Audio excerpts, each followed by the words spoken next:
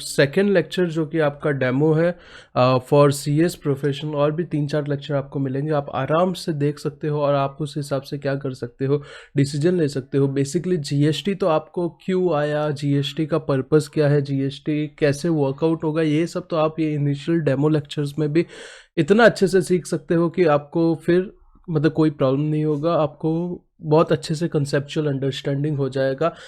तो आज हम लोग स्टार्ट करते हैं जीएसटी का लेक्चर नंबर 2, जिसमें हम लोग करेंगे जीएसटी का इंट्रोडक्शन वाला पार्ट फिनिश करने का क्या करेंगे, ट्राई करेंगे।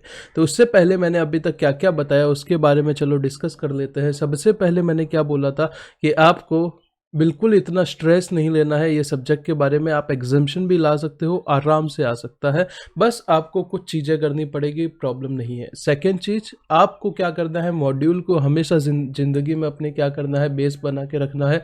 उसके बाद हम लोग ने टैक्सेस के ऊपर आए थे, टैक्स का मतलब क्या होता है वो समझा था। फिर बात करते हैं डायरेक्ट टैक्स और इनडायरेक्ट टैक्स के डिफरेंस को समझा था। तो वहाँ पे सबसे इंपॉर्टेंट क्या चीज़ समझा था, वहाँ पे सबसे इंपॉर्टेंट चीज़ ये समझा था कि burden to shift. Direct tax में आप अपना बर्डन शिफ्ट नहीं कर सकते। जैसे मैं सैलरी अर्न कर रहा हूँ तो मैं ही टैक्स भरूंगा, मैं किसी और को नहीं बोल सकता मेरा टैक्स भरो।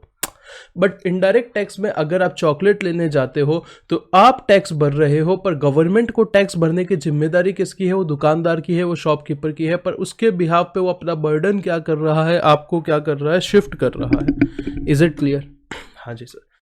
फिर बात की थी हम लोग ने, स्ट्रक्चर बताया था, वो मैं वापस आज थोड़ा सा डिस्कस करूंगा कि वैट एक सिस्टम होता है जिसमें क्या होता है, आपका क्रेडिट मिलता है, वैल्यू एडिशन होता है। आज और डिस्कस करेंगे। तो जीएसटी भी क्या है, एक तरीके का वैट है। डायरेक्ट टैक्स जो होता है वो प्रोग्रेसिव नेचर का होता है, मतलब जितना जिसका इनकम बढ़ेगा, जितना जिसका वो जिसके ऊपर जो टैक्स लगने वाला है वो पार्ट बढ़ेगा, उतना ही टैक्स बढ़ेगा। जैसे मुकेश अंबानी का सैलरी के ऊपर ज़्यादा टैक्स होगा, आपकी सैलरी के ऊपर कम टैक्स होगा। ऑब्वियस ही बात है, करेक्ट है। मतलब जिसका जितना सैलरी बढ़ रहा है या जितना इनकम बढ़ रहा है उसके ऊपर इनकम टैक्स उतना ज़्यादा होगा। जिसने जितना ज़्यादा ब्लैक मनी छुपाया है उसके ऊपर ब्लैक मनी का टैक्स उतना ज़्यादा लगेगा। पर इनडायरेक्ट टैक्स में ऐसा नहीं होगा। एक कोई छोटा सा बच्चा जाके डेयरी मिल्क सिल्क लेता है या फिर Mukesh Ambani dairy milk silk लेता है, सबके ऊपर एक ही तरीके का टैक्स लगेगा, जिसको रिग्रेसिव इन नेचर बोला जाएगा। बर्डन टू शिफ्ट वाला तो पार्ट मैंने आपको अच्छे से एक्सप्लेन कर ही दिया है। इनडायरेक्ट टैक्स में शिफ्ट कर सकते हो। और डायरेक्ट टैक्स में जनरली कब टैक्स लगता है, जब इनकम पर्सन के हाथ में पहुंच जाता है तब टैक्स लगता है। बट आईडीटी में वैसा नहीं होता। आईडीटी में पहले ही आपको क्या करना पड़ता है, खरीदने से पहले ही पेमेंट करना पड़ता है, उसमें टैक्स भी जमा करा देना पड़ता है। फिर कुछ फीचर्स देखे थे कि ये एक इंपॉर्टेंट सोर्स ऑफ रेवेन्यू है क्योंकि सबको ही देना पड़ता है। ये गुड्स और सर्विसेज पे टैक्स लगता है, बर्डन शिफ्ट कर सकते हैं। डायरेक्ट पिंच नहीं होता क्योंकि अपने को पता ही नहीं है कि अपन ने टैक्स जमा करा दिया है। इन्फ्लेशनरी होता है बिकॉज गुड्स और सर्विसेज का भाव बढ़ा देता है। टैक्स बेस वाइडर है, एक छोटा सा बच्चा भी भरता है, एक मुकेश अंबानी भी भरता है। सोशल वेलफेयर को क्या करता है, ये प्रमोट करता है। और रिग्रेसिव क्या है, नेचर का टैक्स है। इतना हम लोग ने समझा। हाँ जी सर, इतना समझा। फिर मैंने कुछ और बोला था कि ये एक डेस्टिनेशन बेस्ड टैक्स है। फिर मैंने कुछ और बताया था कि पहले कैसे टैक्स स्ट्रक्चर हुआ करता था, कौन कौन से टैक्सेस ड्यूटीज वगैरह लगा करती थी। ये सब कुछ चीज़ें बड़ी डिस्कस की थी हम लोग ने लेक्चर 1 में। अभी लेक्चर 2 में आ जाते हैं, जहाँ पे मैंने बोला था मैं स्टार्ट ही करूँगा किससे, स्टार्ट करूँगा कंसेप्ट ऑफ जीएसटी। पहला ही पॉइंट है, जीएसटी क्या है। GST is a value added tax. मतलब जीएसटी क्या है, वैट है जो लेवी होता है किसके ऊपर, सप्लाई के ऊपर। अभी लेवी का स्टोरी मैंने बताया था। लेवी का मतलब क्या होता है, चार्ज लगाना। किस चीज को आप टच करोगे या कौन सी लाइन आप पार करोगे तो वो टैक्स लगेगा। इनकम टैक्स इनकम कमाओगे, जीएसटी सप्लाई करोगे, कस्टम्स इंपोर्ट एक्सपोर्ट करोगे, एक्साइज मैन्युफैक्चर करोगे। करेक्ट है, वही बात है। तो जीएसटी क्या है, एक वैट है जो कि कब लेवी होगा, सप्लाई के ऊपर लेवी होगा। तो जब आप सप्लाई करोगे तब आपके ऊपर क्या लगेगा, जीएसटी लगेगा। सप्लाई के ऊपर नहीं तो 2-3 लेक्चर आराम से लगेंगे। तो सप्लाई तो हम क्या करेंगे वहां पे डिस्कस करेंगे। तो यहाँ पे 2 की टर्म हमने सीखे हैं कि एक तो जीएसटी वैट है जो कि लेवी होता है किसके ऊपर, सप्लाई के ऊपर। तो वैट का मतलब क्या होता है, वैट का मतलब सर होता है वैल्यू एडेड टैक्स।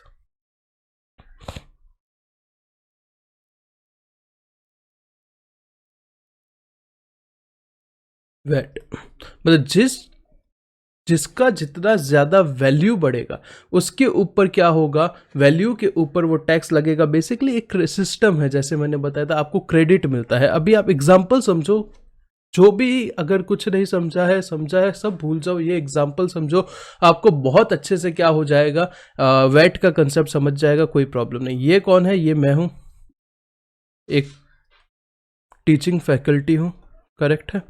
हाँ जी सर। मैं क्या करता हूँ, एक यहाँ पे बिजनेसमैन है जिससे पेन ड्राइव खरीदता हूँ, क्या करता हूँ, पेन ड्राइव खरीदता हूँ। फॉर एग्जाम्पल 1000 पेन ड्राइव खरीदता हूँ एट ₹100, करेक्ट है? रैंडम फिगर है भाई, 100 रुपये का नहीं आता, मुझे भी पता है। 1,00,000 रुपए की क्या हो गई, कॉस्ट हो गई पेन ड्राइव की, प्लस समझो 10% GST है, 10%। फॉर एग्जाम्पल एक्चुअली ऐसा रेट नहीं है, पर अपने कन्वीनियंस के लिए समझो 10,000 रुपये GST है। तो मैं क्या करता हूँ, 1,10,000 रुपये का इसको क्या कर देता हूँ, पेमेंट कर देता हूँ। अभी मैं क्या करता हूँ, स्टूडेंट को क्लास भेजता हूँ, जिसका फीस है for example 2,000 rupees for example, ठीक है? और स्टूडेंट है 10 फॉर एग्जाम्पल, कोई एक पर्सनल ट्यूशन का बैच है, 10 स्टूडेंट है फॉर एग्जाम्पल, 2,00,000 रुपया, 100 कर लेते हैं, 2,00,000 रुपीज़ का क्या होता है, मेरा बेसिकली सेल होता है, ठीक है? इसके ऊपर मैं GST लगाता हूँ 10%, डेट विल बी 20,000 रुपीज़, क्या आएगा, GST आ जाएगा। अभी क्या होगा, ये 10,000 रुपये का जो GST है ना पेन ड्राइव वाला, वो क्या किया है, मैंने जमा करा दिया है, किसको, मैंने पे कर दिया है वो बिजनेसमैन को जो मेरे को पेन ड्राइव बेच रहा था। और ये 20,000 रुपीज़ का जो GST है वो मैं क्या करूँगा, स्टूडेंट से कलेक्ट कर लूँगा। Is it simple? हाँ सर, ये सिंपल है। ये 20,000 रुपये का मैं क्या करूंगा, स्टूडेंट से पैसा ले लूंगा, और ये 10,000 रुपये का मैंने क्या कर दिया है, पे कर दिया है। ये 10,000 रुपये वो शॉपकीपर गवर्नमेंट को दे देगा, और ये 20,000 रुपये गवर्नमेंट को देने की जिम्मेदारी किसकी है, मेरी है। तो मैं यहाँ पे देखता हूँ आउटपुट क्या होता है, आगे लेक्चर में देखेंगे। आउटपुट टैक्स लाइबिलिटी मेरा कितना है, 20,000 रुपये है। हाँ जी सर, उसमें से मुझे क्रेडिट मिलेगा क्या, मैं GST की बात कर रहा हूँ, वैट भी क्या है, GST भी क्या है, वैट है। वैट का सिस्टम क्या होता है वो समझो। ये मेरा टैक्स लाइबिलिटी है, 20,000 रुपये जमा कराना। ये मैं क्या कर देता हूँ, आउटपुट टैक्स लाइबिलिटी करके डाल देता हूँ। उसमें से मुझे क्रेडिट मिलेगा क्या? हाँ सर, क्रेडिट मिलेगा। क्रेडिट का मतलब क्या है, मैंने कोई पहले टैक्स जमा कराया है क्या? हाँ सर, 10,000 रुपया पहले आपने टैक्स जमा कराया था, तो वो 10,000 यहाँ से रिड्यूस हो जाएगा, क्योंकि मैंने पहले टैक्स दिया हुआ है। जो बचा हुआ 10,000 है वो क्या करूंगा, मैं गवर्नमेंट को जमा करा दूंगा। Is it clear? समझा क्या? बस यही वैट का कंसेप्ट है, यही GST का कंसेप्ट है। अभी एक ITC करके पूरा चैप्टर है जिसमें बोला जाएगा कि कौन सा ITC आप ले सकते हो, किसके सामने ले सकते हो, किस प्रोसेस से ले सकते हो, वो सब अलग बातें हैं। वो हम क्या करेंगे, जब वो चैप्टर आएगा तब समझेंगे। पर बेस क्या है, बेस यही है। Is it simple? हाँ जी सर। तो यहाँ पे पहले मैंने क्या बोला, पहले ही पॉइंट में मैंने बोला है कि GST जो है वो क्या है, एक वैट है। वैट का मतलब क्या है, वो सिस्टम जिसमें क्रेडिट आपको मिलेगा, जितना वैल्यू बढ़ेगा उतना ज्यादा टैक्स बढ़ेगा, वो वैल्यू ऐड होता रहेगा, टैक्स ऐड होता रहेगा, और वो लेवी होगा किसके ऊपर, सप्लाई के ऊपर। सिंपल। हाँ जी। सप्लाई हम चैप्टर 2 में देखेंगे भाई, वो पूरा एक अलग डिस्कशन चलेगा कि सप्लाई का मतलब क्या होता है, क्योंकि GST उसी के ऊपर लगने वाला है, तो वो चीज़ होती क्या है वो हम लोग आगे देखेंगे। GST जो है वो ऑफर करता है continuous chain of credit. GST क्या करता है, आपको कंटिन्यूअस चेन ऑफ क्रेडिट देता है। पर आपका सवाल सर उठेगा ये कि जब GST भी क्या है, वैट वाला सिस्टम है, पुराना भी तो वैट ही था, तो वहां पे भी तो ये क्रेडिट मिलता था। पर पहले क्या प्रॉब्लम थी, पहले ये प्रॉब्लम थी कि कोई टैक्स सेंट्रल गवर्नमेंट के अंडर था, कोई टैक्स स्टेट गवर्नमेंट के अंदर था। तो सेंट्रल वाले स्टेट को क्रेडिट नहीं देते थे, स्टेट वाले सेंट्रल को नहीं। ऐसी ऐसी सिचुएशंस थी, हम आगे देखेंगे। तो यहाँ पे GST में क्या कर दिया गया है, पूरा वन नेशन वन टैक्स है। तो आपका क्रेडिट का जो फ्लो होगा वो क्या होगा, सीमलेस होगा। मतलब भले ही आप इंडिया में कहीं पे भी भेज रहे हो, कोई वैसा प्रॉब्लम नहीं होने वाला है। तो बेसिकली ये मतलब है। Is it clear? Third point, जो फाइनल टैक्स बर्डन है वो कौन बॉर्न करता है? फाइनल कंज्यूमर करता है। Supplied at each stage, supplier at each stage can avail credit of GST paid. भाई वो सिंपल है ना, देखो कोई मैन्युफैक्चरर क्या करता है, सामान बनाता है, वो आगे बेचेगा, करेक्ट है, उस होलसेलर को, होलसेलर आगे बेचेगा रिटेलर को। तो ये लोग तो क्या करेंगे, टैक्स लगाएंगे, क्रेडिट लेंगे, टैक्स लगाएंगे, क्रेडिट लेंगे, टैक्स लगाएंगे, क्रेडिट लेंगे। पर लास्ट में जो कस्टमर जाके डेयरी मिल्क सिल्क लेके आएगा और खाएगा, वो थोड़ी किसी को कोई क्रेडिट ले सकता है। तो जो भी इनडायरेक्ट टैक्स है, जीएसटी है, या जो भी पहले वैट वगैरह हुआ करता था, उसमें क्या होता है, जो लास्ट में फाइनल कंज्यूमर होता है, हमेशा पूरा टैक्स का बर्डन किसके ऊपर आता है, उसके ऊपर आता है, क्योंकि उसके ऊपर वाले तो जितने भी लोग हैं वो क्या कर लेंगे, वो तो क्रेडिट ले लेंगे। Is it simple? समझ रहे हो? हाँ सर, क्योंकि आप ही समझो ना, आप जाके चॉकलेट कोई खरीद के लेके आते हो तो आपको कौन क्रेडिट देता है? आप तो टैक्स जमा कराते हो। शॉपकीपर जो टैक्स जमा कराएगा उसमें से तो क्या करेगा, क्रेडिट ले लेगा जो उससे पहले टैक्स जमा कराया है, पर आप नहीं ले सकते। करेक्ट है।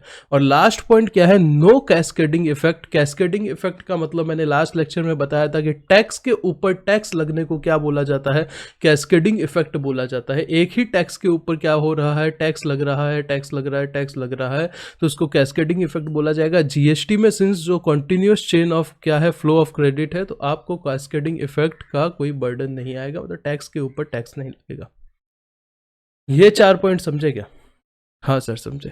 तो यहाँ पे एक एग्जाम्पल है जो हो सकता है फर्स्ट लेक्चर के हिसाब से आपको बोलोगे कि ये क्या है सर, थोड़ा सा अजीब सा है, पर आपको पूरा जीएसटी का फ्लो जो है ये क्या करेगा, समझा देगा। सीए के मॉड्यूल से एग्जांपल लिया हुआ है, पर बहुत अच्छा है।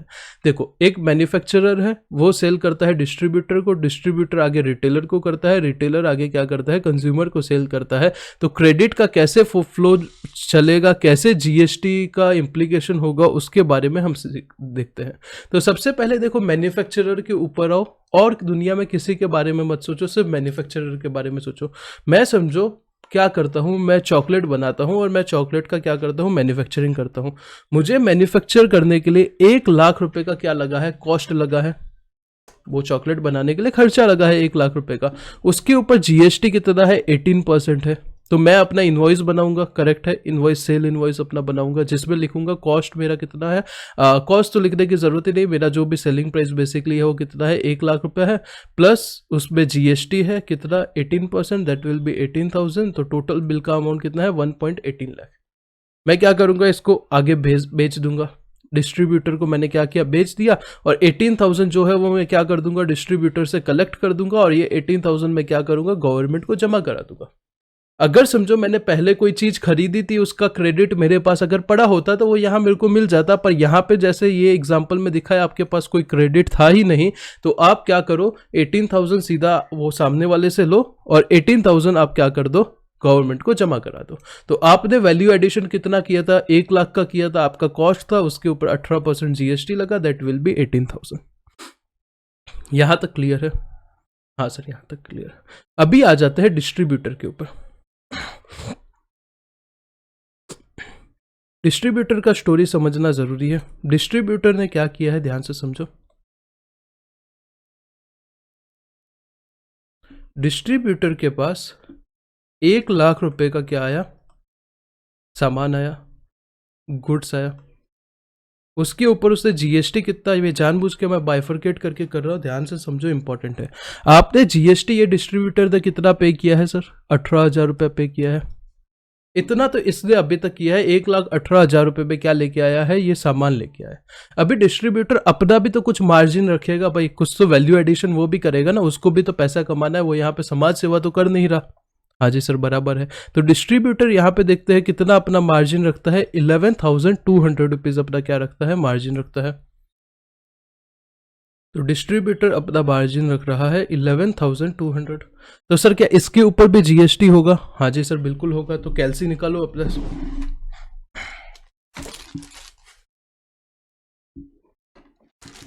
तो ये 11,200 है, उसके ऊपर भी तो जीएसटी लगेगा, करेक्ट है? हाँ सर लगेगा। तो 11,200 कैलसी ले लो आप भी साथ में, 200 पे 18% समझो जीएसटी है, तो दैट अमाउंट विल कम 2016। यहाँ पे ये टोटल हो जाएगा 1,18,000 यहाँ पे ये टोटल हो जाएगा। ये जानबूझ के दो अलग अलग चीज़ की है, जब आप अपन क्वेश्चन आगे करेंगे तो अलग अलग करने की ज़रूरत नहीं है, मैं एक स्पेसिफिक पर्पज़ आपको बता रहा हूँ कि ये अलग क्यों किया है। और 11,200 प्लस 2016 अगर मैं करता हूँ तो आता है 13,216। और अगर ये दोनों का टोटल कर देता हूँ तो ये क्या करेगा, सामने वाला पेमेंट करेगा। मतलब मैंने गुड्स को खरीदा था 1,18,000 में, डिस्ट्रीब्यूटर बोलता है, जिसपे 1,00,000 रुपया गुड्स का कॉस्ट था और 18,000 रुपया किसका कॉस्ट था, जीएसटी का पेमेंट था। और डिस्ट्रीब्यूटर जो है वो खुद का वैल्यू एडिशन करता है 11,000 रुपीज, 11,200 रुपीज, जिसपे भी जीएसटी क्या होता है, 2016 होता है। करेक्ट है, हाँ सर करेक्ट है। तो अभी मैं ये दोनों का टोटल कर लेता हूँ। ये कौन पेमेंट करेगा, ये टोटल वाला अमाउंट सामने वाला जो होलसेलर रिटेलर है वो पेमेंट करेगा। तो 13,216 प्लस 1,18,000 विल बी 131,216 रुपीज का पेमेंट क्या करेगा, होलसेलर करे, रिटेलर करेगा, अगर उसको क्या करना है, ये गुड्स खरीदना है। तो अभी मैं डिस्ट्रीब्यूटर की आउटपुट टैक्स लाइबिलिटी निकालता हूं। तो आउटपुट टैक्स लाइबिलिटी डिस्ट्रीब्यूटर को कितना जमा कराना पड़ेगा, तो एक तो 18,000 रुपये ये जमा कराना पड़ेगा क्योंकि सामने वाले से लेगा, प्लस 2016 ये जमा कराना पड़ेगा, तो 20,016 जमा कराना पड़ेगा। करेक्ट है, 18,000 प्लस 2016 20,016 जमा कराना पड़ेगा। उसको क्रेडिट कितना मिलेगा सर, इनपुट टैक्स क्रेडिट, जितना उससे पहले टैक्स भरा था उतना मिलेगा, मतलब 18,000 रुपये उसको क्या मिल जाएगा, क्रेडिट मिल जाएगा। तो फाइनल उसको अपनी जेब से कितना टैक्स जमा कराना पड़ेगा, 2016। ये तो क्या सर मैजिक हो गया क्या, मैजिक कुछ नहीं हुआ है, इसीलिए तो ये बाइफरकेट करके दिखाया। उसकी जेब से जितना उसने वैल्यू एडिशन किया है ना, उतना ही टैक्स भरना पड़ेगा, बाकी तो क्या होगा, उसको क्रेडिट मिल जाएगा। वापिस समझो क्या हुआ, मैन्युफैक्चरर ने गुड्स को बेचा 1,00,000 रुपए में, 1,00,000 रुपया प्लस 18% जीएसटी, 1,18,000 रुपए में मैन्युफैक्चरर ने गुड्स बेचा डिस्ट्रीब्यूटर को। डिस्ट्रीब्यूटर ने उस पर वैल्यू एडिशन किया 11,000 रुपया 200, 11,200 प्लस 2016 उसका जीएसटी। तो अगर ये रिटेलर ये गुड्स को खरीदना चाहता है तो उसको कितना अमाउंट पे करना पड़ेगा, 131,216 पे करना पड़ेगा, जिसमें जीएसटी का अमाउंट कितना होगा, 20,016 होगा। तो ये 20,016 क्या करेगा, रिटेलर पेमेंट कर देगा डिस्ट्रीब्यूटर को, डिस्ट्रीब्यूटर को क्रेडिट मिल जाएगा 18,000 रुपए का। तो 2016 रुपीज का नेट टैक्स किसको जमा करना पड़ेगा, डिस्ट्रीब्यूटर को करना पड़ेगा। Is it simple? नहीं सर सिंपल नहीं है। अगर फर्स्ट टाइम देख रहे हो तो सिंपल नहीं है, ऑब्वियस सी बात है, बोलो सर सिंपल नहीं है। सिंस अपन फर्स्ट टाइम देख रहे हैं बट थोड़ा थोड़ा दिमाग में कंसेप्ट घुसा गया। मेरा सिर्फ यहाँ पे ये फर्स्ट लेक्चर सेकेंड लेक्चर में आईटीसी कैलकुलेशन करवाना मकसद नहीं है। मेरा मकसद सिर्फ ये बताना है कि टैक्स डिस्ट्रीब्यूटर को या जो भी चेन में लोग हैं उनको टैक्स कितना जमा कराना पड़ता है, सिर्फ उतना ही जमा कराना पड़ता है जितना उनका वैल्यू एडिशन होता है।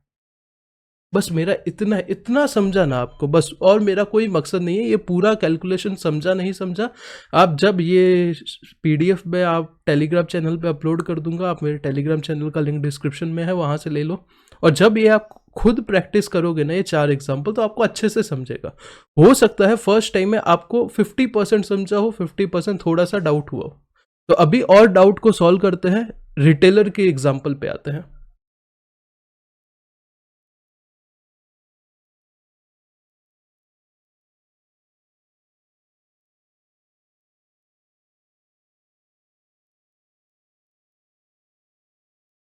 रिटेलर, अभी ये रिटेलर ने गुड्स कितने पे खरीदे थे सर, टोटल 131 कुछ था ना वो। तो यहाँ पे जो रिटेलर है उसका क्या था सर, कॉस्ट क्या था, 2 कॉस्ट थे। एक तो 1,00,000 रुपया मैन्युफैक्चरर का कॉस्ट था, करेक्ट है, और 11,200 रुपीज डिस्ट्रीब्यूटर का वैल्यू एडिशन था। तो टोटल 1,11,200 क्या था, कॉस्ट था। उसके ऊपर इसे जीएसटी पे किया होगा, हाँ जी सर किया था। कितना किया था, 20,016 किया था, हाँ सर ये जीएसटी उससे पे किया था। 20,016 रुपीज़ क्या किया था, जीएसटी पे किया था। अभी सर इसका भी कुछ वैल्यू एडिशन होगा, हाँ बिल्कुल होगा। कितना है एग्जाम्पल में, 24,640 वैल्यू एडिशन है। तो इसके ऊपर मैं क्या निकाल देता हूँ, टैक्स निकाल देता हूँ। 24,640 पे 18% विल बी 4,435, करेक्ट है। तो इसका टोटल अगर मैं करूँगा तो 29,075 विल बी आपका क्या होगा वैल्यू एडिशन और उसके ऊपर जीएसटी। और इन दोनों का अगर मैं टोटल करता हूं तो 111,200 प्लस 131,216 तो अगर अभी समझो कस्टमर को ये प्रोडक्ट खरीदना है तो उसके लिए उसको क्या पेमेंट करना पड़ेगा, एक तो ये जो पुराना इसने पे किया था वो प्लस इसका जो वैल्यू एडिशन है वो, तो ये दोनों का अमाउंट का टोटल कस्टमर को क्या करना पड़ेगा, पे करना पड़ेगा। तो इसका टोटल आता है 160,291 क्या आएगा टोटल आएगा। और इसके ऊपर क्या कस्टमर पे करेगा, इतना जीएसटी पे करेगा। इन ये जो दो अमाउंट दिख रहा है ना 20,016 प्लस 4435 दैट विल बी 24,451। तो ये रिटेलर को कस्टमर ने इतना जीएसटी का अमाउंट पे किया है 24,451। इसको क्या करना है, ये गवर्नमेंट को जमा कराना है। क्रेडिट ले सकता है, हाँ सर ले सकता है। कितना लेगा, ये लेगा 20,016। तो नेट इसको कितना पे करना है, मैजिक 4435। समझे क्या सर? पूरा नहीं समझा, नहीं समझा कोई बात नहीं, मुझे भी पता है। अगर आप आर्टिकलशिप वगैरह अपना चालू है प्रोफेशनल वालों का तो समझ गया रहेगा, कोई दिक्कत नहीं है। बट कोई पढ़ रहा है फर्स्ट टाइम में तो थोड़ा सा हो सकता है कि पूरा क्लियरिटी नहीं आया होगा। उसके लिए आपको क्या करना पड़ेगा, एक बार ये एग्जाम्पल जो है वो अच्छे से देखना पड़ेगा। हो सकता है आ भी गया हो, ऐसा मत समझना कि नहीं आया हो, पर हो सकता है नहीं आया हो। तो ये एग्जाम्पल देखो, आप क्या करो, अच्छे से इसको समझो, इजीली आपको समझ जाएगा। और मेरा यहाँ पे ये समझाने का सिर्फ ये मकसद था यहाँ पे कि जो कोई भी चेन वाला पर्सन है वो जितना वैल्यू एडिशन करेगा उसको टैक्स अपने जितना कंपोनेंट है उसके ऊपर ही जमा कराना है, ना कि पूरे के ऊपर जमा कराना है। Is it clear? हाँ जी सर। तो ये स्क्रीनशॉट ले लो इसको, और इसके रिलेटेड जितने भी डाउट आपको आते हैं मुझे क्या करो, व्हाट्सअप करो। कस्टमर का कुछ सिग्निफिकेंट रोल नहीं है, उसको क्रेडिट नहीं कुछ मिलेगा। वो जो भी ये टोटलिंग होगा वो सब क्या करेगा, पेमेंट कर देगा गवर्नमेंट को। गवर्नमेंट को नहीं, मतलब उसके रिटेलर को। Is it okay? हाँ सर। नीचे आते हैं short coming in old system. उससे पहले indirect tax structure before GST क्या था, जैसे कि हम लोग ने डिस्कस किया था, फिर एक बार देख लेते हैं। अगर आप कोई गुड्स को मैन्युफैक्चर करते हो तो एक्साइज ड्यूटी लगता था। अगर आप कोई गुड्स का सेल करते हो तो, अगर इंटर स्टेट सेल करते हो, कौन सा, इंटर स्टेट। इंटर स्टेट मतलब क्या, इंटर कास्ट, एक कास्ट से दूसरे कास्ट, मतलब एक स्टेट से दूसरे स्टेट में सेल करते हो तो सीएसटी लगता था। और एक ही स्टेट के अंदर अंदर सेल करते हो इंट्रा स्टेट तो क्या लगता था, वैट लगता था। करेक्ट है। अगर आप सर्विसेज देते हो तो सर्विस टैक्स लगता था। अगर आप इंपोर्ट एक्सपोर्ट करते हो तो कस्टम ड्यूटी आज भी लगता है। अगर आप लग्जरी टैक्स या बैटिंग या गैम्बलिंग टैक्स वगैरह भी लगता था, तो आप कोई लग्जरी प्रोडक्ट वगैरह खरीद रहे हो तो लग्जरी टैक्स लगेगा। बैटिंग गैम्बलिंग वगैरह करोगे तो बैटिंग गैम्बलिंग टैक्स वगैरह होता था। ऑक्ट्रॉय और एंट्री टैक्स, मतलब जैसे अगर आप कहीं पे गुड्स को ट्रांसपोर्ट कर रहे हो तो वो टाइम पे, और स्टैम्प ड्यूटी घर वगैरह खरीदोगे तो उसके ऊपर, ये तो आज भी लगता है। पर ये बेसिकली पूरा स्ट्रक्चर था जीएसटी आने से पहले। तो ये तो समझ लिया था हम लोग ने उस दिन। अभी अपने को क्या समझना है कि जो पुराना सिस्टम था उसमें शॉर्टकमिंग्स क्या थे। एग्जैक्ट मैंने क्या बताया था, मैंने उस दिन बोला था कि मेरे ये एग्जाम्पल में फ्लॉ है जिसमें मैं क्या कर रहा था, 18% ऐड कर रहा था, क्रेडिट नहीं दे रहा था, 18% ऐड कर रहा था, क्रेडिट नहीं दे रहा था। पर अभी अपने को एग्जैक्ट यहां से समझेगा, रटना है नहीं रटना है, पर एग्जैक्ट यहां से समझेगा कि क्या एक्चुअल प्रॉब्लम थी, मतलब कौन कौन से टैक्स के बीच में सिंक्रोनाइजेशन नहीं था जिसकी वजह से क्या हो रहा था, प्रॉब्लम हो रहा था। तो सबसे पहले non availability of credit of a local tax other than VAT. VAT क्या होता है सर, एक ही स्टेट के अंदर अंदर सेल करोगे तो क्या होता था, वैट लगता था। वैट जैसे लगता था वैसे और भी अदर्स एक ही स्टेट के अंदर अलग अलग टैक्स हुआ करते थे। तो अगर आप कोई भी ट्रांजैक्शन करते हो एक ही स्टेट के अंदर अंदर, तो वैट को छोड़ के जितने भी टैक्स होते थे उसका क्रेडिट आपको मिलता ही नहीं था। अभी क्या किया है, वो जितने भी टैक्स है उनको मर्ज करके क्या कर दिया है, एक जीएसटी में कन्वर्ट कर दिया है। अभी सब कुछ जीएसटी ही है तो सबका फ्लो क्या हो जाएगा, क्रेडिट का एकदम स्मूथ हो जाएगा। तो इन ओल्ड टैक्स रिजाइम जो स्टेट थे वो allowed only credit of VAT, वो सिर्फ वैट का ही क्रेडिट देते थे। Credit of several other levy like luxury tax, entertainment tax was not allowed, ये अलाउड नहीं थे। तो सर आप बोलोगे अलाउड क्यों नहीं थे? एग्जाम्पल लेते हैं ना, अभी का ही एग्जाम्पल लेते हैं। सेंट्रल गवर्नमेंट किसकी है? मोदी जी की है, बीजेपी की है बेसिकली। स्टेट गवर्नमेंट मैं महाराष्ट्र का एग्जांपल लेता हूँ, किसकी है? शिवसेना, कांग्रेस और एनसीपी, तीनों की मिलके है, करेक्ट है। तो मतलब बीजेपी के अपोजिशन वालों की क्या है? स्टेट गवर्नमेंट है, करेक्ट है। हाँ सर, तो अभी अगर मोदी जी क्या करते हैं, सेंट्रल लेवल पे कोई टैक्स लेते हैं तो वो उनका क्या है? रेवेन्यू है। अभी स्टेट गवर्नमेंट क्या बोलेगी? स्टेट गवर्नमेंट ये बोल रही है कि जब रेवेन्यू तुम्हारा है तो क्रेडिट हम क्यों दें? क्रेडिट का मतलब क्या है? अपने आप टैक्स रेवेन्यू को कम कर रहे हो, बेसिकली आप लॉस ले रहे हो। तो स्टेट गवर्नमेंट क्या बोलेगी कि हम क्यों लॉस ले भाई, तुम्हारा रेवेन्यू है। सेम टू सेम उल्टा कर दो। अगर कोई स्टेट गवर्नमेंट टैक्स ले रहा है और सेंट्रल गवर्नमेंट क्यों क्रेडिट दे? सेंट्रल गवर्नमेंट बोलेगा रेवेन्यू तो आप ले रहे हो, क्रेडिट हम क्यों दे? टैक्स आना मतलब उनका फायदा है, क्रेडिट देना मतलब उनका नुकसान है। तो अगर समझो एक ही पार्टी की गवर्नमेंट है तो चलो समझ भी पड़ता है, शायद वो कर ले। पर इंडिया में ऐसा नहीं होता, बहुत टाइम पे अलग अलग पार्टी की गवर्नमेंट सेंट्रल और स्टेट में रहती है। तो वो केस में क्या होगा? वो केस में रेवेन्यू जो ले रहा है वो तो क्रेडिट दे सकता है, पर वो बोलेगा रेवेन्यू तुम ले रहे हो, क्रेडिट मैं क्यों दूं? करेक्ट है। This is possible? हाँ सर ये पॉसिबल है। तो ऐसी सिचुएशंस होती थी जिसकी वजह से वैट के अलावा तो और कोई क्रेडिट, कोई और तरीके का क्रेडिट कोई दे ही नहीं रहा था, और कोई टैक्सेस का स्टेट लेवल पे। दूसरा कैस्केडिंग इफेक्ट होता था, बिकॉज सीएसटी का क्रेडिट नहीं मिलता था। अभी सीएसटी का मतलब क्या है? अगर समझो आप महाराष्ट्र में हो, आप क्या करो, दिल्ली में सप्लाई कर रहे हो कोई, या राजस्थान में या गुजरात में, मतलब एक स्टेट से दूसरे स्टेट में क्या कर रहे हो? सप्लाई कर रहे हो। सप्लाई करोगे तो क्या करोगे? 1 लाख का सप्लाई किया, समझो 5% सीएसटी लगता था पहले, तो 5,000 रुपये लगा दिया, सामने वाले ने आपको पेमेंट कर दिया। अभी उसको ये 5,000 का क्रेडिट ही नहीं मिलेगा, तो उसका तो पैसा चला गया ना, कॉस्ट बढ़ गया, बट अब उसको क्रेडिट नहीं मिल रहा है। तो ये क्या था? एक फ्लॉ था। Since credit of CST was not allowed, it form part of double taxation which result into cascading effect. यहां पे कैस्केडिंग लिख दो, कैस्केडिंग इफेक्ट। तो यहां पे आपको मैं आगे सीएसटी के बारे में 10, 15, 20 मिनट का तो डिस्कशन करना पड़ेगा ही, बनता है, क्योंकि जो सीएसटी टैक्स था वो जीएसटी के एकदम अपोजिट था। जो पहले सेंट्रल सेल्स टैक्स जो लगता था ना, वो जीएसटी से अपोजिट था। कैसे था, क्या था, वो अपन क्या करेंगे थोड़े टाइम में देखेंगे। So it will help you to understand GST better. ठीक है, थर्ड पॉइंट पे आते हैं।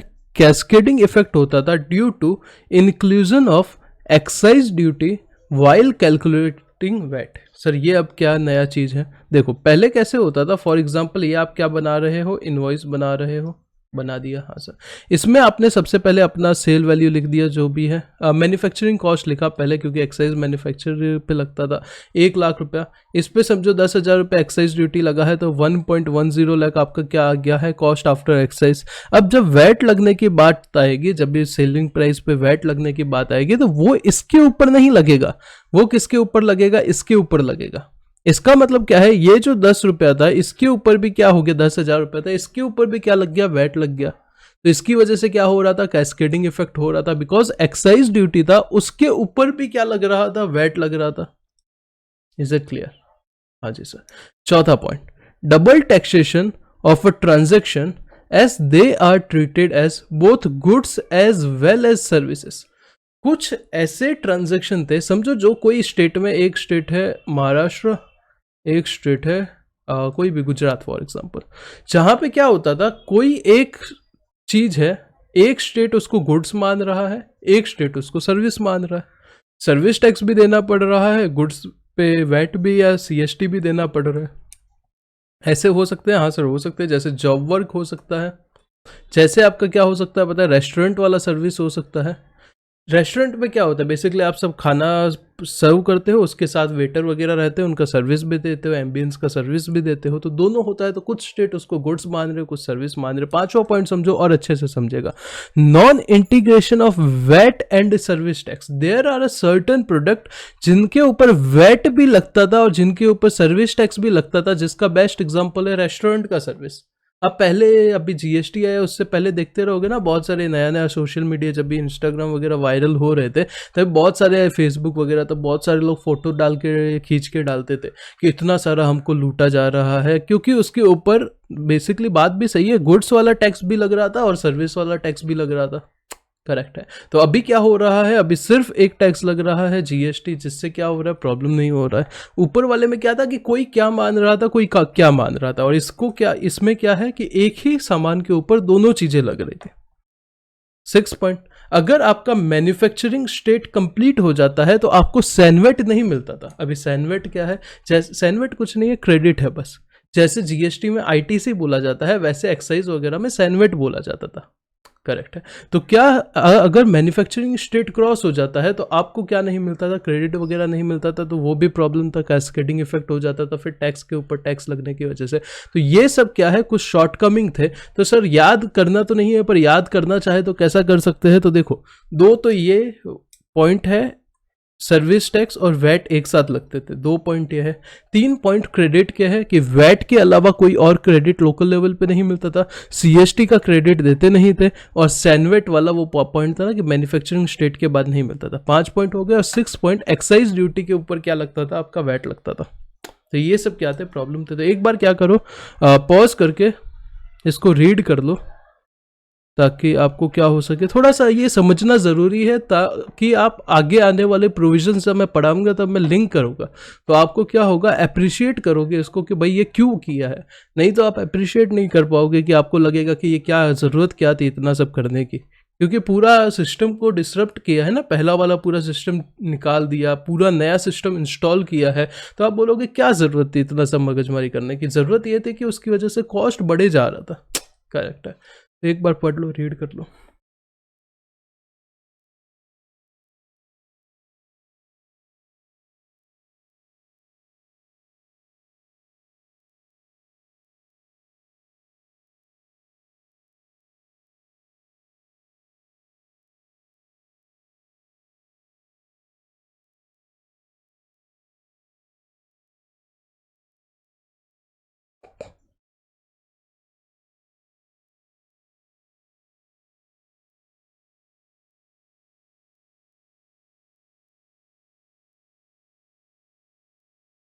ठीक है, ये देख लिया नीचे, फिर इनडायरेक्ट टैक्स का स्ट्रक्चर देख लिया बिफोर जीएसटी इन इंडिया। फिर आगे आते हैं, taking the above principle into account, कौन कौन से टैक्स क्या हुए हैं, सब्ज्यूम हुए हैं जीएसटी के अंदर, मतलब पहले कौन कौन से अलग टैक्स थे वो क्या लेके आए गए हैं, जीएसटी के अंदर लेके आए हैं। जैसे सेंट्रल टैक्स, मतलब ऐसे टैक्स जो सेंट्रल गवर्नमेंट कलेक्ट किया करती थी, स्टेट टैक्स जो कि स्टेट गवर्नमेंट कलेक्ट करती थी। सर याद करते हैं, बिल्कुल याद नहीं करने, प्रोफेशनल लेवल पे कोई पूछने के ऐसे बड़े चांस है नहीं, आपको कुछ चीज़ें अपने आप याद हो रहे कि उतनी चीज़ें याद है, that is more than sufficient. ऐसे एक एक चीज़ रटने की ये सब ज़रूरत नहीं है, ये सब इंट्रोडक्शन चल रहा है तो अपने को समझना ज़रूरी है कि क्या क्या ऐसी चीज़ें हैं जो कि क्या हुई है, सब्ज्यूम हुई है जीएसटी में। तो देखो मैंने आपको क्या बताया था, एक एक्साइज होता था जो मैन्युफैक्चरिंग पे लगता था, सर्विस टैक्स होता था, करेक्ट है, जो किसके सर्विसेज के ऊपर लगता था, फिर वैट होता था, फिर सीएसटी होता था, करेक्ट है, कस्टम्स होता था। तो देखो कस्टम्स वगैरह तो क्या नहीं हुए, मर्ज नहीं हुए। एक्साइज कौन लेता था, सेंट्रल लेवल पे लेता था, तो जितने भी तरीके के एक्साइज थे वो क्या हो चुके हैं, सब्ज्यूम हो चुके हैं। बस एक दो प्रोडक्ट ऐसे हैं जो आगे देखेंगे जिसके ऊपर अभी भी लगते हैं। तो देखो central excise duty plus additional excise duty plus excise duty under medicinal and toilet preparation act, तो ये सब एक्साइज क्या हो चुके हैं, मर्ज हो चुके हैं। प्लस सीवीडी काउंटर वेलिंग ड्यूटी प्लस स्पेशल काउंटर वेलिंग ड्यूटी, ये बेसिकली कस्टम्स में लगा करती थी कुछ प्रोडक्ट के ऊपर एक्स्ट्रा, तो वो भी क्या हो चुकी है, जीएसटी में सब्ज्यूम हो चुकी है। और यहाँ पे जब मैं कस्टम पढ़ाऊंगा तभी मैं आपको बताऊंगा, तो वहाँ पे भी कहाँ कोई कोई जगह पे जीएसटी लगता है, कोई कोई जगह पे तो क्या ऑलमोस्ट हर जगह पे आईजीएसटी लगता है, वो इसकी जगह पे ही लगता है, सीवीडी और स्पेशल सीवीडी की जगह पे। ठीक है, फिर सर्विस टैक्स जो मैंने बताया आपका क्या हो चुका है, मर्ज हो चुका है। सीएसटी आपका मर्ज हो चुका है, सेंट्रल सेल्स टैक्स। और ये जितने भी टैक्सेस थे उनके ऊपर कुछ सरचार्ज लगते थे या कुछ सेस लगते थे, तो वो भी क्या हो चुके हैं, मर्ज हो चुके हैं। तो देखो एक्साइज मर्ज हो चुका है, कस्टम्स में कुछ एक दो ड्यूटी थी जिसको रिप्लेस करके वहां पे अभी आईजीएसटी लगता है, वो मर्ज हो चुका है, सर्विस टैक्स मर्ज हो चुका है, सीएसटी मर्ज हो चुका है, और इनके ऊपर कुछ सरचार्ज लगते होंगे या कुछ सेस लगते होंगे, वो सब क्या हो चुके हैं, मर्ज हो चुके हैं, इसमें जीएसटी में मर्ज हो चुके हैं।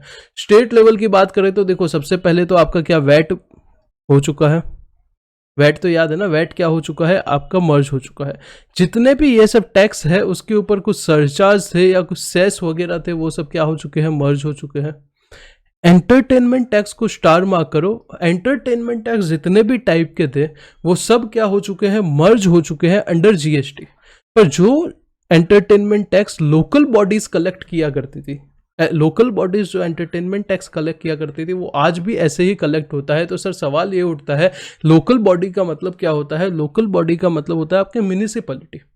जैसे मुंबई में आपका बीएमसी है, बृहन मुंबई म्यूनिसिपल कॉरपोरेशन, वैसा हर एक एरिया का क्या होता है, म्यूनिसिपैलिटी होता है, लोकल अथॉरिटी बेसिकली होता है। वो अगर कोई एंटरटेनमेंट टैक्स चार्ज करता है तो वो लोकल बॉडी ही करेगा, वो जीएसटी के अंदर क्या नहीं हुआ है, सब्ज्यूम नहीं हुआ है। फिर लॉटरी के ऊपर, बैटिंग के ऊपर, गैम्बलिंग के ऊपर जो टैक्स लेता था स्टेट गवर्नमेंट, वो क्या हो चुका है, वो जीएसटी में सब्ज्यूम हो चुका है।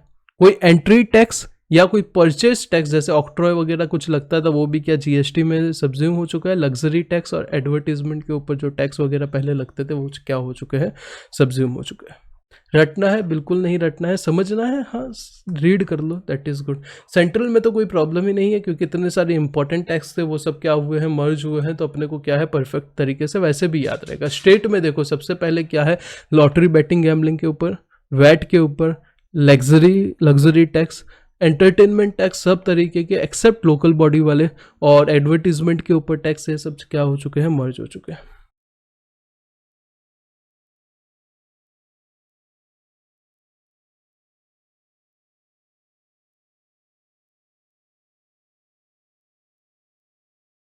ठीक है, अभी मैं कुछ बहुत इंपॉर्टेंट चीज़ें बताने जा रहा हूँ। इंपॉर्टेंट चीज़ें समझने के लिए इनडायरेक्ट टैक्स को, कान अपने खुले रखना, दिमाग खुला रखना। कान तो आपके खुले ही है, दिमाग खुला रखना, that is much important.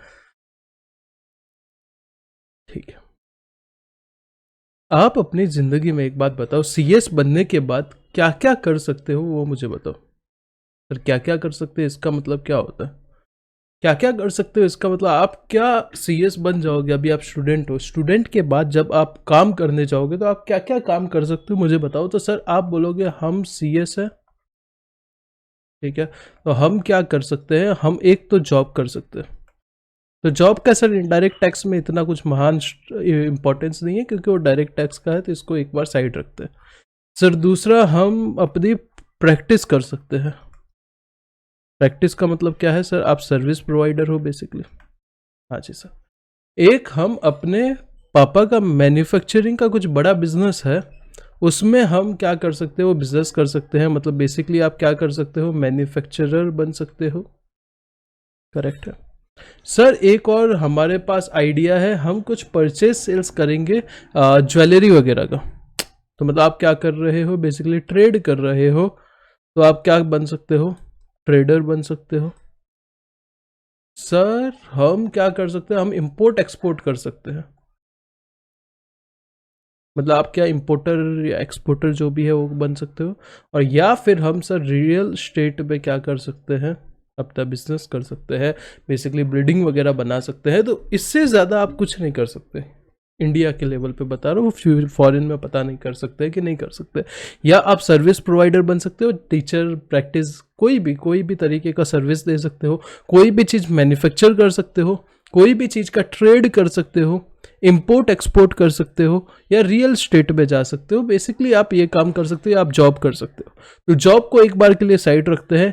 Import export पे 90% तो आपको कस्टम ड्यूटी ही पढ़ना है। जीएसटी का कहीं कहीं रेफरेंस आएगा जो कि हम कस्टम्स पढ़ेंगे तब देखेंगे। रियल स्टेट जो होता है वो 90% केस में रियल स्टेट पे जीएसटी नहीं लगता, 10% केस में लगता है। तो वो जब मैं रियल स्टेट वाला टॉपिक पढ़ाऊंगा तब उसके ऊपर आएंगे, इनको साइड में रखते हैं। तो आप मेजोरिटी में क्या कर सकते हो सर, या तो हम मैन्युफैक्चरर बन सकते हैं, या हम सर ट्रेडर बन सकते हैं, या हम सर्विस प्रोवाइडर बन सकते हैं।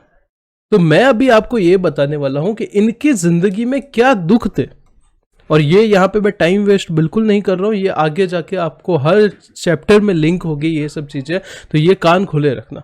सर मैन्युफैक्चरर की ज़िंदगी में पहले क्या दुख था जो कि जीएसटी आने से उसका सॉल्व हो सकता है? तो सर देखो, मैन्युफैक्चरर का अगर मैं बात करता हूँ तो कुछ भी चीज़ अगर वो मैन्युफैक्चर करता है, फॉर एग्जाम्पल उसका कॉस्ट है 1,00,000 रुपीज़, उसके ऊपर एक्साइज लग रहा है, सब 10% रेट रखते हैं ताकि अपना कैलकुलेशन में टाइम वेस्ट ना हो। 1,10,000 रुपये। अभी जैसे मैंने आपको बताया जो भी वैट या सीएसटी वगैरह था वो क्या होने वाला है, इसके ऊपर लगने वाला है, 1,10,000 के ऊपर लगने वाला है। समझो 10% है 11,000 रुपया, 1,21,000 प्लस समझो कोई लोकल बॉडी का टैक्स लगते थे, बिल्कुल लगते थे, राउंड फिगर ले लेते हैं 9,000, 1,30,000 का उसका क्या हो रहा है, सेलिंग प्राइस हो रहा है। Is it clear? अभी मैंने अभी तक जो आपको डिसएडवांटेज बताए हैं ना, वो डिसएडवांटेज अगर आप देखोगे तो इसको कुछ फर्क नहीं पड़ेगा ज़्यादा। जैसे जैसे मैंने बताया, ये 10,000 रुपये के ऊपर क्या लग रहा है, ये लग रहा है, और इसी के ऊपर क्या लग रहा है, ये भी लग रहा है। करेक्ट है। तो इससे मैन्युफैक्चरर बोलेगा मुझे क्या करना है यार, मैं तो क्या कर रहा हूँ, फाइनल प्रोडक्ट का कॉस्ट क्या ले लेता हूँ, कस्टमर से ले लेता हूँ, और फिर क्या करता हूँ, गवर्नमेंट को करा देता हूँ। तो भाई ये सब गवर्नमेंट के कंसर्न है कि भाई महंगाई बढ़ रही है, ये सबसे मुझे कुछ लेना देना नहीं है। अगर आप बिजनेस कर रहे हो तो आप भी यही सोचोगे एक बार। बट प्रॉब्लम कहाँ होता था वो ध्यान से समझो। मैंने कौन कौन से टैक्स बताए, एक्साइज बताया फॉर एग्जाम्पल, वैट सीएसटी बताया, लोकल बॉडी टैक्स बताया, और समझो अगर ये सर्विस भी देता है तो फॉर एग्जांपल सर्विस टैक्स भी है। सबके रिटर्न्स जो होते थे, एक्साइज का अलग होता था, वैट का अलग होता था, एलबीटी का अलग होता था, सर्विस टैक्स का अलग होता था। जितने भी कंप्लायंसेस है, डेट्स वगैरह, इसकी अलग होती थी, इसकी अलग होती थी, इसकी अलग होती थी, इसकी अलग होती थी। कोई भी स्टेटमेंट ये लोग मांगते हैं, ये अलग फॉर्मेट में मांगता था, ये अलग फॉर्मेट में मांगता था, ये अलग फॉर्मेट में मांगता था, ये अलग फॉर्मेट में मांगता था। कोई भी तरीके का कम्युनिकेशन हो रहा है, ये अलग लोग कर रहे हैं, ये अलग लोग कर रहे हैं, ये अलग लोग कर रहे हैं, ये अलग लोग कर रहे हैं। कभी डिपार्टमेंट में विजिट करने जाना है तो यहाँ पे अलग जाना है, यहाँ पे अलग जाना है, यहाँ पे अलग जाना है, यहाँ पे अलग जाना है। आप हैसल समझ रहे हो? वैट जो स्टेट लेवल का टैक्स है, समझो मैं स्टेट लेवल पे, मेरे हर स्टेट में से सेल होता है, तो मेरे को 28 स्टेट में क्या करना है, अपने रजिस्ट्रेशन लेने हैं, वहां से मेरे को क्या करना है, काम करना है। हर एक स्टेट का वैट लॉ अलग था। जीएसटी भी स्टेट वाइज रजिस्ट्रेशन है, पर एक नेशन एक टैक्स, एक ही तरीके का, एक ही साइट है। यहाँ पे महाराष्ट्र की वैट का अलग वेबसाइट है, राजस्थान की अलग, गुजरात की अलग, दिल्ली की अलग, सबका अलग है। हर एक स्टेट के हिसाब से कंप्लायंसेस करो। 28-29 स्टेट, पहले जो तेलंगाना आंध्र प्रदेश अलग नहीं था, प्लस यूनियन टेरिटरी।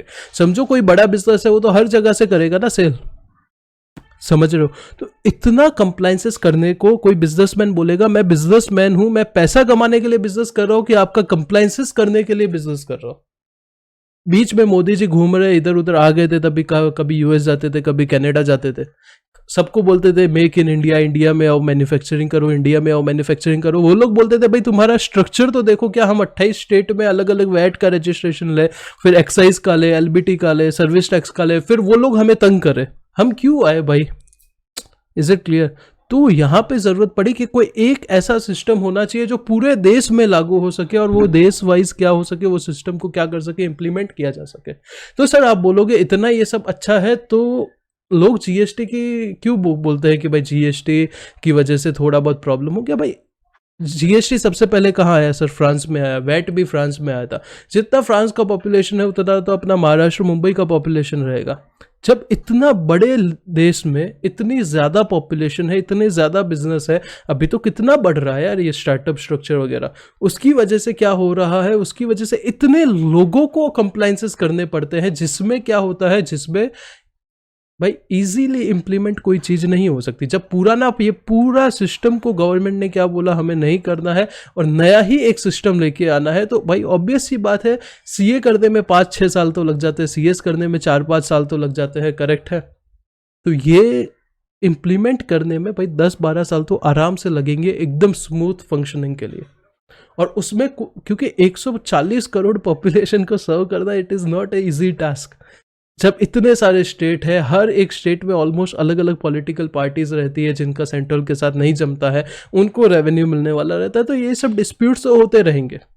बट अभी अभी अभी जीएसटी आने से ये मैन्युफैक्चरर की जिंदगी में क्या हो गया समझो, 1 लाख रुपया का कॉस्ट था, एक्साइज लगता ही नहीं है, 1 लाख रुपया कॉस्ट, समझो जीएसटी 12% लग रहा है, 12,000 रुपया, 1,12,000 रुपये आपका क्या आ गया, कॉस्ट आ गया, एलबीटी है ही नहीं, 1,12,000। समझो 1,12,000 नहीं, ये 1,30,000 भी होता है। तो मैन्युफैक्चरर के पॉइंट ऑफ व्यू से क्या समझो, मैन्युफैक्चरर के पॉइंट ऑफ व्यू से समझो, यहाँ पे अभी एक्साइज नहीं है, जीएसटी है, यहाँ पे वैट सीएसटी नहीं है, जीएसटी है, यहाँ पे जीएसटी है, यहाँ पे क्या है, जीएसटी है। एक तरीके का रिटर्न है, एक वेबसाइट है, एक तरीके का फॉर्म है, एक तरीके के स्टेटमेंट मेंटेन करने हैं, एक तरीके का कंप्लायंस करना है। हाँ, हर स्टेट का अलग अलग करना है, पर एक ही वेबसाइट पे एक ही तरीके से तो करना है, वो इंपॉर्टेंट है। प्लस सिर्फ टाइम का सवाल नहीं होता ना, पैसा भी तो लगता है कंप्लायंसेस करने का। आप ये मत सोचो कि कोई दुकान वाले का रिटर्न भरना है, सर मैं भी भर दूंगी, मैं भी भर दूंगा। अपने को दुकान वाले का रिटर्न नहीं भरना है। समझो कोई अमेजोन है, कोई गूगल है, वो इंडिया में आके अपने ब्रांचेस वगैरह खोलता है, वो किससे रिटर्न फाइल करवाएगा, वो करवाएगा बिग फोर से। वो लोग कितना रिटर्न का चार्जेस लेंगे, ऑब्वियस सी बात है भाई, कॉस्ट तो इन्वॉल्व होगा। हर एक स्टेट का मंथली रिटर्न, क्वार्टरली रिटर्न जा रहा है, प्लस इनकम टैक्स तो अलग से वो सब है ही। तो इतना कॉम्प्लिकेटेड स्ट्रक्चर कोई भी कंट्री का, वो ईज ऑफ बिजनेस है उसको क्या कर देगा, स्टक कर देगा। इसीलिए तो ईज ऑफ बिजनेस की रैंकिंग में पहले हम 3 डिजिट में रहते थे, 110, 120, आजकल बहुत आगे आ गए। एग्जैक्ट नंबर मुझे याद नहीं है, बीच में न्यूज़ देखा था तो पता चला था, करेक्ट है। तो मैन्युफैक्चरर की ज़िंदगी में क्या सुख आया, मैन्युफैक्चरर की ज़िंदगी में ये सुख आया कि भाई ये सब इतने कंप्लायंसेस उसके क्या हो गए, कम हो गए। अभी बात करते हैं ट्रेडर की ज़िंदगी का सुख। ट्रेडर का पहले क्या सिचुएशन था सर, ट्रेडर था कोई परचेस करता है। ट्रेडर का मतलब क्या होता है, ये मैन्युफैक्चरर है, ये डिस्ट्रीब्यूटर को देता है, डिस्ट्रीब्यूटर को होलसेलर को देता है, होलसेलर रिटेलर को देता है, रिटेलर कस्टमर को देता है। तो बेसिकली ये लोग क्या होते हैं, ट्रेडर होते हैं, जो कहीं से खरीदते हैं, आगे बेचते हैं, अपना मार्जिन रखते हैं और आगे बढ़ जाते हैं, करेक्ट है, ये लोग ट्रेडर है। तो ट्रेडर की जिंदगी में पहले क्या था, ट्रेडर कोई चीज़ परचेस करता है, समझो 1 लाख रुपए की, अपना वैल्यू एडिशन 20,000 करता है, 1,20,000 हो जाता है। उसके ऊपर या तो वैट या सीएसटी, जो कि 12,000 फॉर एग्जाम्पल है, तो 1,32,000 में वो क्या करता था, बेच देता था। पर इसकी भी जिंदगी में तकलीफ तो वही थी कि हर एक स्टेट में समझो सेल करना है, तो सबका अलग अलग वैट वगैरह का रजिस्ट्रेशन लेना है। अभी क्या है, अभी जीएसटी है, तो एक सिस्टम है। बेसिकली ट्रेडर को और सर्विस प्रोवाइडर को, पहले भी सर्विस टैक्स वालों को तो कुछ इतना था ही नहीं, अभी भी ऑलमोस्ट सेम ही है।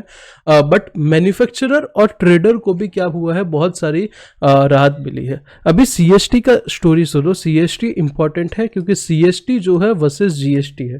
सीएसटी एक अलग टैक्स था, जीएसटी एक अलग टैक्स था। सीएसटी जो था वो ओरिजिन बेस्ड टैक्स था और जीएसटी जो है वो डेस्टिनेशन बेस्ड टैक्स है। अभी सर ये ओरिजिन बेस्ड, डेस्टिनेशन बेस्ड क्या मतलब है, ये समझना ज़रूरी है ताकि आप अप्रिशिएट करो कि पहले क्या प्रॉब्लम होता था, जिसकी वजह से क्या किया गया, डेस्टिनेशन बेस्ड टैक्स लेके आया गया। वो थोड़ा सा सुन लो भाई, पुण्य मिलेगा। फिर हम क्या करते हैं, आगे बढ़ते हैं। ये सब निकाल देता हूँ एक बार।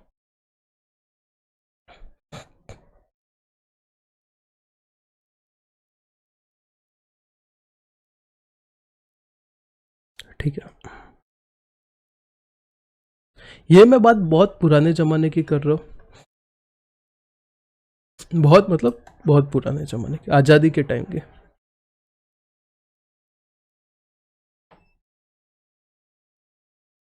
समझो 2 स्टेट है, एक है महाराष्ट्र, एक है राजस्थान, करेक्ट है। यहाँ से एक गुड्स यहाँ पे सेल होता है, जिसके ऊपर क्या लगता है, वैट लगता है। सीएसटी क्यों आया, सबसे पहले वो समझो। अभी क्या बोलता है, महाराष्ट्र के किसी बिजनेसमैन ने राजस्थान के कोई बिजनेसमैन को 1 लाख रुपए के गुड्स सेल किए, उसके ऊपर टैक्स था 10,000 for example, that will be 1,10,000 rupees. Is it clear? अभी डिस्प्यूट क्या है, ये 10,000 रुपये पे टैक्स महाराष्ट्र गवर्नमेंट लेगी या राजस्थान गवर्नमेंट लेगी? महाराष्ट्र गवर्नमेंट का क्या लॉजिक रहेगा? ऑब्वियस सी बात है, वो बोलेगी कि मेरा ही आदमी क्या कर रहा है, आपको सेल कर रहा है, तो हम बिजनेस दे रहे हैं तो हमें टैक्स दो। राजस्थान गवर्नमेंट क्या बोलेगी, फाइनली टैक्स का अमाउंट तो हमारा आदमी आपको दे रहा है ना, तो हमें क्या दो, रेवेन्यू का पार्ट दो। डिस्प्यूट है। तो बीच में सेंट्रल गवर्नमेंट आ गई, वो टाइम की सेंट्रल गवर्नमेंट ने क्या लेके आया, CST लेके आ गया। बोली ना तुम टैक्स लोगे ना तुम टैक्स लोगे, टैक्स कौन लेगा, टैक्स हम लेंगे। ना तुम टैक्स लोगे ना तुम टैक्स लोगे, ना राजस्थान टैक्स लेगा ना महाराष्ट्र टैक्स लेगा, टैक्स कौन लेगा, हम लेंगे। तो अभी ये स्टेट वाले क्या हो गए भाई, बौखला गए। बोले कि पहले भाई चलो अपना छोटी मोटी लड़ाई के चक्कर में ये तो पूरा का पूरा पैसा लेके जा रहा है। देखो अभी आज महाराष्ट्र वाले ने सेल किया है तो कल होगा ना कि भाई महाराष्ट्र वाला परचेज भी करेगा, तो वैसे भी कभी तुम टैक्स लोगे कभी हम टैक्स लेंगे, तो एक कोई भी सिस्टम समझ लेते हैं और क्या कर लेते हैं, इसको डील कर देते हैं। पर इसमें क्या प्रॉब्लम हो रहा है, इसमें प्रॉब्लम ये हो रहा है कि सेंट्रल ने क्या कर लिया है, पूरा का पूरा बोल रही है, सेंट्रल बोले कि हम टैक्स लेंगे। तो ये लोग जो जितनी भी स्टेट गवर्नमेंट थी, अगर आपको पता रहेगा लोकसभा होता है, बता देता हूँ, लोकसभा होता है और राज्यसभा होता है। लोकसभा का बेसिकली स्ट्रक्चर क्या होता है, यहाँ पे सब पब्लिक रिप्रेजेंटेटिव होते हैं, मतलब जो लोग इलेक्शन लड़के जीतते हैं वो लोग यहाँ पे आते हैं। राज्यसभा में वो लोग नहीं आते। राज्यसभा में जो स्टेट होता है वो क्या करता है, अपने मेंबर्स क्या क्या करता है, अपॉइंट करता है। हर एक स्टेट के पास कुछ सीटें होती है, वो अपने आदमी भेज सकता है यहाँ पे, करेक्ट है। तो ये लोगों ने ये वाला जो बिल था वो राज्यसभा में पास ही नहीं होने दिया, बोला कि हमारा पूरा रेवेन्यू क्या हो जाएगा, अटक जाएगा, करेक्ट है। तो फिर गवर्नमेंट ने क्या बोला, ये जो CST टैक्स है ये क्या करेंगे, हम कलेक्ट करेंगे, सेंट्रल कलेक्ट करेगी और बाद में स्टेट को क्या कर देगी, रेमिट कर देगी। तो यहां पे क्या डिसाइड हुआ, कौन से स्टेट को रेमिट करेगी, ओरिजिन बेस वाले स्टेट को क्या कर देगी, रेमिट कर देगी। ओरिजिन वाला मतलब कौन है, महाराष्ट्र, मतलब जहां से ओरिजिन हुआ था ट्रांजैक्शन का, जिसने सेल किया था उसको हम क्या कर देंगे, रेमिट कर देंगे। तो बेसिकली हम क्या करेंगे, महाराष्ट्र को रेमिट कर देंगे। GST क्या है, GST है डेस्टिनेशन बेस्ड टैक्स। GST क्या बोलता है, जहां पे गुड्स जा रहा है वो एक्चुअल क्या है, वही एक्चुअल है जो क्या करेगा, वही गवर्नमेंट है जिसको रेवेन्यू मिलना चाहिए। तो ये वर्सेस वाला क्या है कि CST अलग हुआ करता था और ये अपना GST है वो अलग है। दोनों एकदम फंडामेंटली डिफरेंट टैक्स है। किस बेसिस पे कि किसको पैसा मिलेगा, उस बेसिस पे, करेक्ट। तो यहाँ पे मैंने क्या बताया, यहाँ पे कुछ आपको इंसाइट्स दी है जो कि हेल्पफुल रहेगी समझने के लिए कि भाई ये दोनों डेस्टिनेशन ओरिजिन वगैरह होता क्या है। अभी इसमें थोड़ा सा और इन डिटेल जा सकते हैं, पर अभी मुझे जाना नहीं है बिकॉज वो सिलेबस के रिलेटेड नहीं है। तो कभी अलग से वीडियो बना के वो यूट्यूब पर डाल देंगे, that will be much better, correct है। और यहाँ तक जो मैंने बताया आपको ये बिल्कुल नहीं समझना है। मेरे से ज़्यादा टाइम को इम्पोर्टेंस देने वाला अगर आप देखोगे तो मैं यूट्यूब वगैरह पे वीडियो भी डालता हूँ। इससे कम टाइम, मतलब जितनी कम टाइम हो सके उसमें ज़्यादा से ज़्यादा कंटेंट कवर करने की मेरा सबसे पहला एम यही होता है। तो आपको ये नहीं समझना कि ये जितनी चीज़ें बता रहा हूँ मैं ये सिलेबस में है कि नहीं है। ये समझने से, ये नहीं समझोगे तो आगे GST समझ नहीं पड़ेगा। तो ये समझना ज़रूरी है, इसलिए ये सब यहाँ पे इंक्लूड किया गया है। अदरवाइज सप्लाई से सीधा चालू कर सकते थे, पर वो खुद के ऊपर बोलते हैं ना, वो कुल्हाड़ी चलाना हो जाएगा, तो वहाँ पे अपने को नहीं जाना है। एक बार बेसिक कंसेप्ट अभी अपन ऑलमोस्ट सब सीख चुके हैं, अभी कॉन्स्टिट्यूशनल प्रोविजन वगैरह पे आते हैं और फिर सप्लाई के ऊपर आएंगे, करेक्ट है। तो यहाँ पे हम आगे बढ़ते हैं, वापस नोट्स के ऊपर मैं आ जाता हूँ।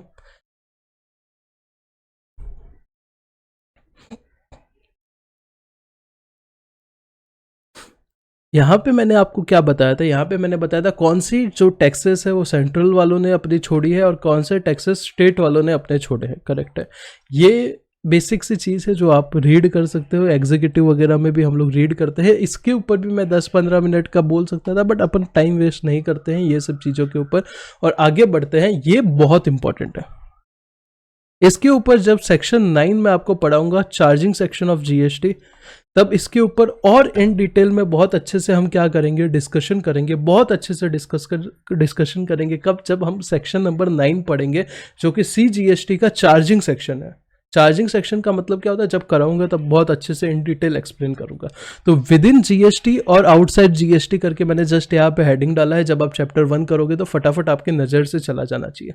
सबसे पहले बात करें अल्कोहल फॉर ह्यूमन कंजप्शन, बेवड़े लोगों का पीने का दारू, मतलब जो लोग अपने ह्यूमन कंजम, दवाई वगैरह के लिए नहीं, खुद के कंजम्पशन के लिए अगर आप क्या पीते हो, दारू पीते हो, अल्कोहल पीते हो, तो वो अल्कोहल के ऊपर टैक्स किसके पास है, अभी तक स्टेट के पास ही है, मतलब वैट लगेगा। क्यों, क्या लॉजिक है वहां पे देखेंगे। बेसिकली क्या है, अल्कोहल के ऊपर बहुत बड़ा पार्ट होता है जो कि गवर्नमेंट कलेक्ट करती थी, स्टेट गवर्नमेंट। अल्कोहल हो गया और पेट्रोल हो गया, ये बहुत बड़े दो मुद्दे थे जिसके ऊपर स्टेट्स और सेंट्रल क्या नहीं हो पा रहे थे, एग्री नहीं हो पा रहे थे। अपना रेवेन्यू स्टेट छोड़ना ही नहीं चाह रहा था अल्कोहल के ऊपर, क्योंकि बहुत बड़ा रेवेन्यू होता है और उसके ऊपर ये लोग क्या करते हैं, समझो 10% रेट है तो 10% और लगा दिया, 20% और लगा दिया, क्योंकि ये सब सेम प्रोडक्ट है। करेक्ट है। तो यहां पे अल्कोहल फॉर ह्यूमन कंजम्पशन पे अभी भी जीएसटी नहीं लगा है। अभी भी किसके पास पावर है, पुराने स्टेट गवर्नमेंट के पास ही पावर है। और जीएसटी अल्कोहल पे लग ही नहीं सकता अनलेस आपका कॉन्स्टिट्यूशन अमेंड हो। आगे देखेंगे, अनलेस कॉन्स्टिट्यूशन अमेंड हो जीएसटी अल्कोहल पे लग ही नहीं सकता, क्योंकि स्टेट गवर्नमेंट जो थी वो इतनी कट्टर हो चुकी थी कि भाई हम देंगे ही नहीं अल्कोहल का रेवेन्यू। फिर बात करते हैं 5 पेट्रोलियम प्रोडक्ट। कौन से 5 प्रोडक्ट होते हैं, पेट्रोल होता है, डीजल होता है, एविएशन टर्बाइन फ्यूल होता है, ये सब 5 प्रोडक्ट है, वो भी सेक्शन 9 में दिए हुए हैं। वहां पे भी आपका अभी तक जीएसटी नहीं लगा है। पर अल्कोहल में और ये पेट्रोल में फर्क क्या है, अल्कोहल पे जीएसटी लग ही नहीं सकता, और पेट्रोल पे जब जीएसटी काउंसिल डिसाइड करेगी तब क्या लग जाएगा, पेट्रोल पे जीएसटी लग जाएगा। मतलब जीएसटी काउंसिल क्या होता है आगे और बताना ही है, यही चैप्टर में डिस्कस करना है।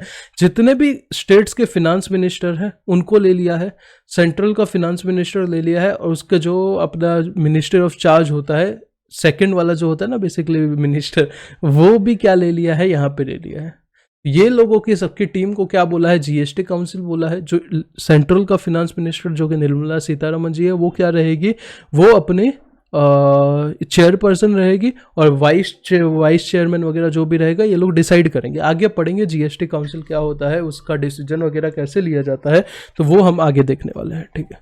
फिर ऊपर जैसे बताया लोकल बॉडी का जो एंटरटेनमेंट टैक्स है उसके ऊपर अभी तक पावर लोकल बॉडी का ही है। और टोबैको के जो प्रोडक्ट होते हैं जैसे ओपीएम, हेम्प, गांजा, चरस वगैरह हो गया, उसके ऊपर एक्साइज भी लगेगा एज वेल एज जीएसटी भी लगेगा। मतलब जो पुराना सिस्टम था, ओल्ड था, वो भी लगेगा प्लस न्यू भी लगेगा, बिकॉज सेम प्रोडक्ट है। तो ये लोग क्या बोल रहे हैं, तुम भी लो हम भी लेते हैं और टैक्स लगाते हैं, कोई प्रॉब्लम नहीं। ये सब और आगे करना है, कोई दिक्कत नहीं है, पर अभी तो जस्ट ये इंपॉर्टेंट है। तो ऊपर मैंने क्या बताया, ऊपर मैंने बताया था कि कौन कौन से टैक्स जीएसटी में आ चुके हैं, तो कौन कौन से आए हैं और कौन कौन से नहीं आए वो भी उसके नीचे ही लिख दिया है, ताकि क्या हो सके, इजी टू फटाफट अपना समझ सके। फिर कौन कौन से टैक्सेस जो है वो अभी तक जीएसटी में नहीं आए हैं, याद करना है, बिल्कुल नहीं याद करना है। देखो, कस्टम्स नहीं आया है, अल्कोहल के ऊपर एक्साइज ड्यूटी नहीं आया है, पेट्रोल डीजल के ऊपर एक्साइज ड्यूटी नहीं आया। यही एक्साइज ड्यूटी मैंने बोला था ना कि कहीं कहीं पे अभी तक एक्साइज लगता है, वो सब यहीं पे लगता है। इलेक्ट्रिसिटी के ऊपर जो ड्यूटी लगता है वो जीएसटी पे नहीं आया है, और प्रॉपर्टी टैक्स और स्टैंप ड्यूटी जो प्रॉपर्टी के ऊपर लगता है वो भी अभी तक क्या नहीं आया है, जीएसटी में नहीं आया। तो रीड कर लो इतना।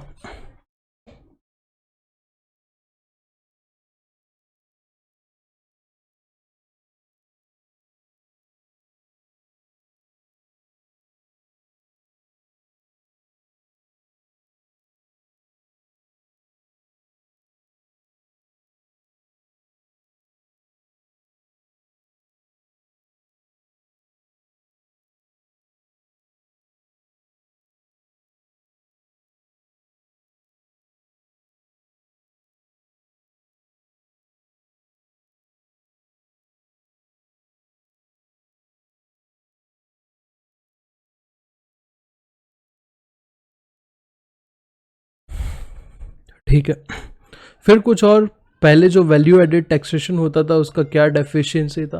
तो भाई डेफिशिएंसी ऐसा था कि कोई तरीके का सेट ऑफ नहीं हो पाता था, कोई तरीके का, मतलब जो मैंने आपको स्पेसिफिक ऊपर पॉइंट बताए थे, जैसे कि वैट के अलावा कोई लोकल बॉडी टैक्स का क्या नहीं होता था, सेट ऑफ नहीं होता था, करेक्ट है, क्रेडिट नहीं मिलता था। दूसरा क्या था, सीएसटी का नहीं मिल पाता था, करेक्ट है।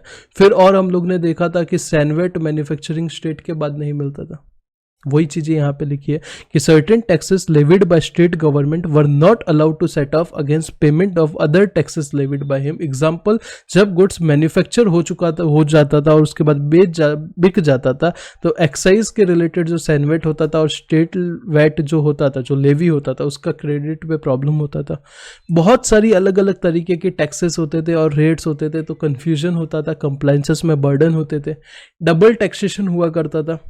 करेक्ट है, डबल टैक्सेशन कैसा, सर्विस टैक्स भी लगता था, वैट भी लगता था, जैसे मैंने कुछ प्रोडक्ट आपको बताए थे। और कंप्लायंस कॉस्ट बहुत ज़्यादा होता था, जो अभी मैंने मैन्युफैक्चरर का स्टोरी बेसिकली बताया था ना, कि कंप्लायंसेस की कॉस्ट क्या होती थी, बहुत ज़्यादा होती थी। तो ये कुछ डेफिशिएंसी है जो पहले वैल्यू एडेड टैक्सेशन का सिस्टम था उसमें। Is it clear? तो यहाँ पे आपका लेक्चर 2 का पार्ट 1 आपको क्या होता है मिल रहा है। पार्ट 2 इसी के बाद कैलकुलेट तो क्या बोल रहा हूँ, स्टार्ट होगा, क्योंकि उसमें वो जो कॉन्स्टिट्यूशनल वाले प्रोविजन है वो अलग से ही डिस्कस करेंगे, तो वो ज़्यादा बेटर होगा। क्योंकि क्या होगा, यहाँ तक आपका अलग लिंक रहेगा और वहाँ से आपको क्या मिलेगा, अलग से ये लिंक मिलेगा जिसमें आपका कॉन्स्टिट्यूशन के जितने भी प्रोविजन है वो क्या होंगे, स्टार्ट होंगे। Is it clear?